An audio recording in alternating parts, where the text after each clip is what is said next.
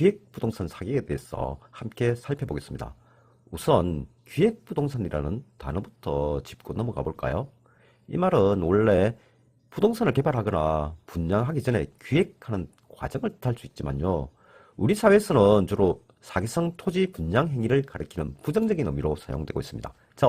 정상적인 개발 기획이 아니고요. 아무 쓸모없는 땅을 그럴듯하게 포장해서 파는 행위를 기획부동산이라고 부릅니다.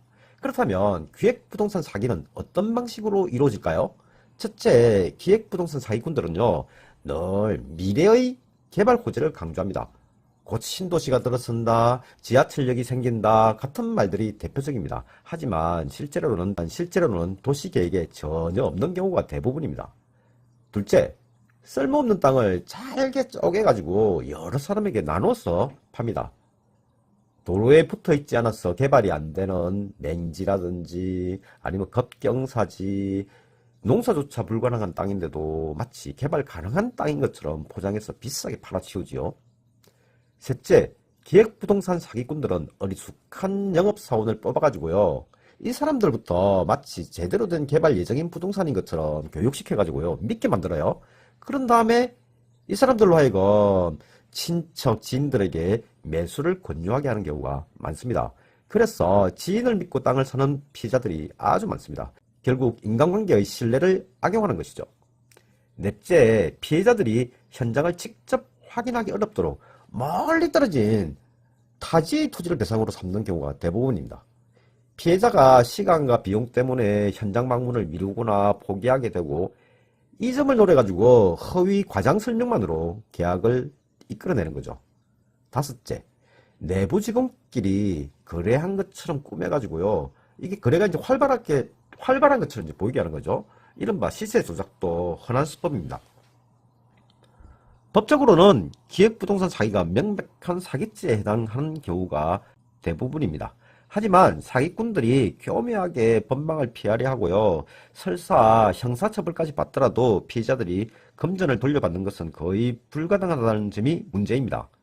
기획부동산 사기꾼들이 체포되거나 구속되더라도요. 피해자들에게 남아있는 돈이 거의 없는 경우가 대부분이기 때문입니다. 이미 다 빼돌리거나 숨기고 써버렸기 때문이죠.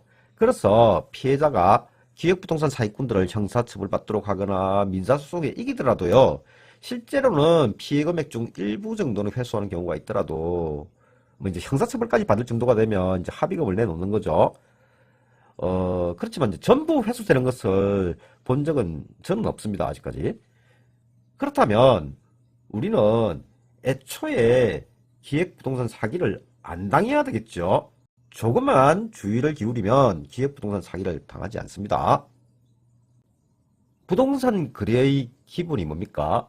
현재 권리관계를 알 수 있는 등기부 등본, 공시지가를 확인할 수 있는 토지대장 또는 임야대장, 그 부동산 위치와 형상을 알기 위해서 지적도 떼보고 그리고 인터넷 지도에서 그 부동산을 또 검색해 봐야 되겠죠.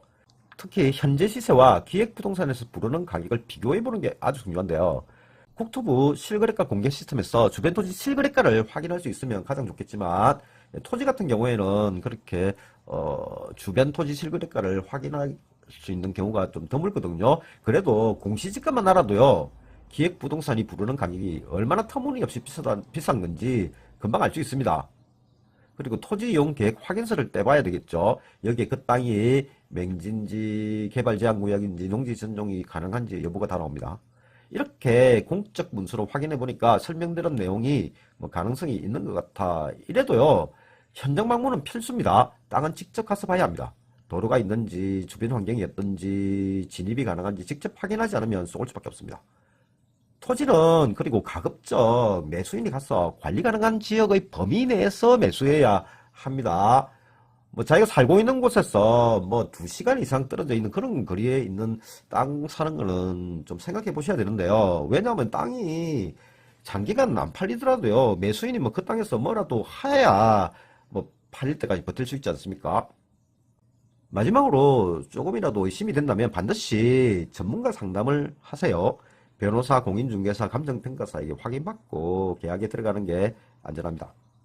결론적으로 말씀드리면요. 기획부동산 사기는 오래된 수법이지만 여전히 피해자가 줄지 않고 있습니다. 그만큼 사람들의 노후 대비 투자 심리를 교묘히 파고들기 때문입니다. 이 땅 사놓으면 시간이 좀 지나면 엄청나게 수익이 많이 남는다고 이야기하는 거죠.